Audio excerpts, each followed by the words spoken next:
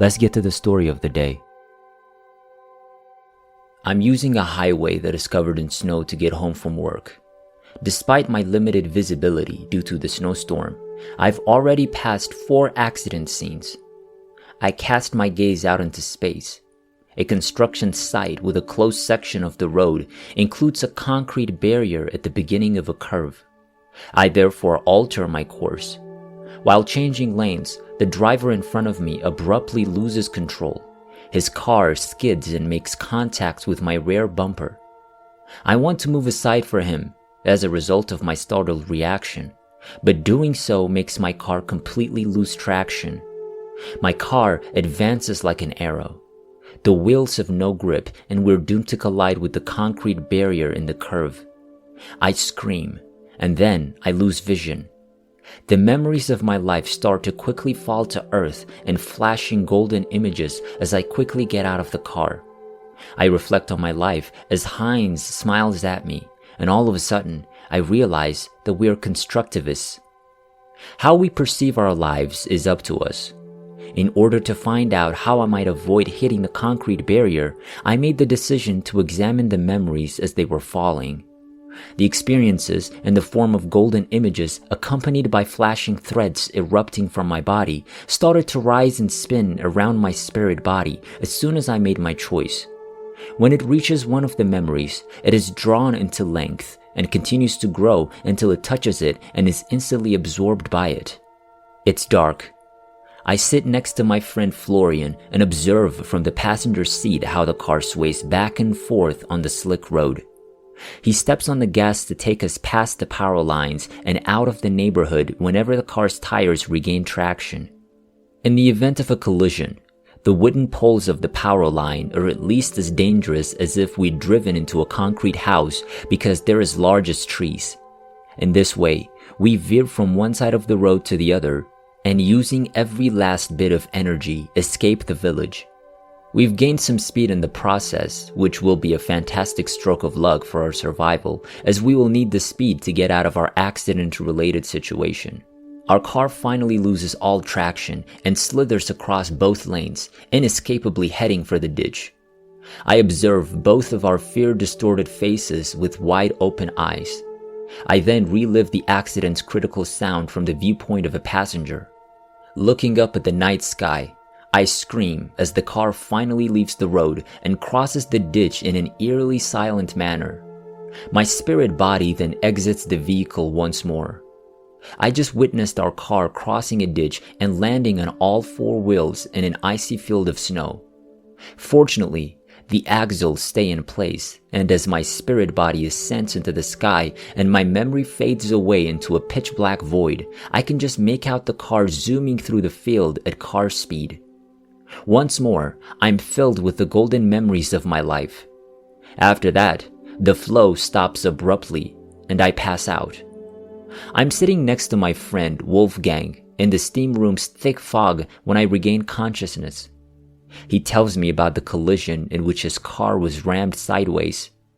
He feels fortunate that it occurred in a city and not on a highway, and he believes that if he'd been traveling at a speed greater than 50 kilometers per hour, he would have passed away right away. His hip was only broken in the accident. I watch over us and study. I'm not as moved by the emotional content of the second memory. So compared to the first one, I have more control. As a result, I view the entire situation at once without alternating between my internal and external points of view. I can even appreciate the serenity and sense of mutual security in this memory. Wolfgang is a reliable pal. Overall, I think that his work on my texts has taught me more about science than the professors in my courses have. Nobody else I know works as meticulously in each subject as he does. He spent more than an hour in the steam room with me that day, going over every detail of the collision as well as what might have happened if something had been different. He also discussed the likelihood of survival for each speed, angle, and vehicle. I like his raspy, soft bass voice. I was totally lost in this memory for a while. However, Wolfgang then claims that a similar collision on the highway, whether it occurred head-on or from the side, would have been fatal. This statement shakes my confidence to the core. I suddenly realize that I'm not with my friend in the steam room at all, but rather on the highway where I'm in grave danger of dying. I recall that it is my responsibility to survive this recent accident.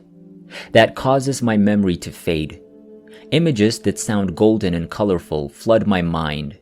This time, the stream appears to me as a network of tunnels that spans a number of dimensions and resembles space. This makes me feel cozy and secure because it brings back childhood dreams for me. Then these perceptions dissipate and I awaken to the following memory. I'm in the refugee shelter, leaping headfirst against the wall, sliding down the wall with a forward roll over my shoulder blades, and landing on my back. At the conclusion of my shift at the refugee shelter, I tutored Muhammad, a young Syrian man, privately in fall school and evolutionary movement. Prior to running away, Muhammad was enlisted in a sports school with a focus on floor gymnastics and was enthusiastic about learning parkour. He'd long asked me to demonstrate my use of movement and martial arts. As one lesson turned into 2 and then into 3, we dared the most outrageous tricks and flying rolls. When the flow has the right speed and angle, you can use the resistance of the floor and wall to catapult you further without hurting yourself. Then, just as the object becomes useful because it resists your movements, the resistance becomes a tool for your movement. Objects are palpable indicators of your own actions. If you throw a stone at the water with the right momentum, you can even make stones jump over a lake, said the man. In my own voice, I say.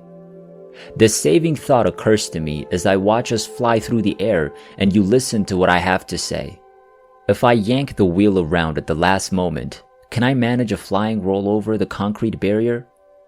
Just as I'm about to put this into action, I find myself behind the wheel of my car once more, having just finished this thought. I literally yank the steering wheel around just before impact, and the vehicle's rear end disengages. My car's right front tire initially strikes the concrete barrier like a grenade. The process causes me to pass out. The force of the collision rips a large chunk of the front tire's metal rim, in addition to breaking the axle connecting the 2 front tires. Thankfully, the accident report was published in the newspaper as the most spectacular winter accident, which allowed me to explain what happened while I was unconscious. The collision throws the car's rear into the air, and the momentum from the spin causes it to fly over the concrete barrier. I briefly regain consciousness at the highest point of this flight arc, just as my car starts to descend. My entire being screams, "I don't want to die. This cannot occur." I then lose consciousness again and hallucinate. Strangely, while I was collapsing, I felt a connection between my life and every other life on the planet. I perceive an abundance of commingling crystals that shine and flash in different hues. The world is covered in sparkles and flashes, as though all life on Earth is battling for its existence against the final darkening. The newspaper reported that my car actually slid across the concrete floor for a few more meters before hitting the top of the breakdown lane. The roof over the driver's seat was miraculously spared, even though the majority of the roof was damaged in the process. After about 20 minutes, I begin to regain consciousness, but everything is droning and glowing so brightly that all I can make out are glaring outlines. I scream now. My first vivid memory is of colliding headfirst with a concrete wall. My car was already lying on its roof, and any apparent forward motion was only a concussion-induced sensory illusion. My senses gradually become calmer. I imagine myself strapped into the seatbelt and hanging upside down in my car. The breakdown lane's concrete floor was what I initially mistook for a concrete wall. The railroad strip's cracked, heavily dented concrete floor caused the car's windshield to stop less than 10 centimeters in front of my face. To make sure I'm not having a vision, I tilt my head forward and press my nose first against the windshield. On my face, I can feel the concrete's icy coldness. When I can think again, my first thought is, if someone hits me in the back now, all that would be left of my head is mush. My second thought is, But what if I have internal injuries and move?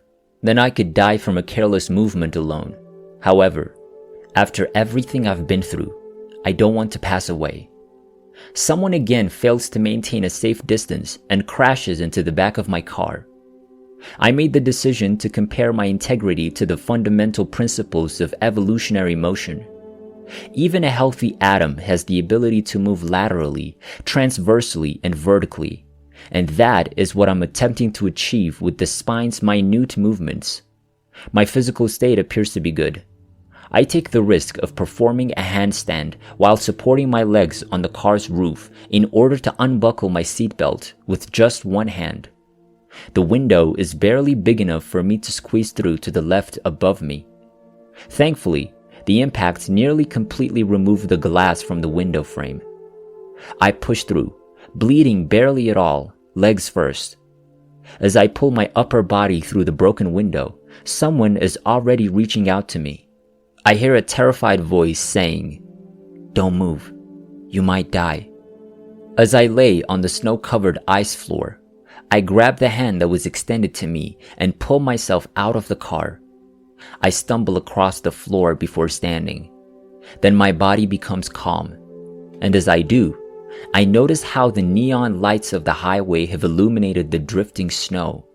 The stars are shining in the pitch-black night sky as I look up at it. To be alive is amazing.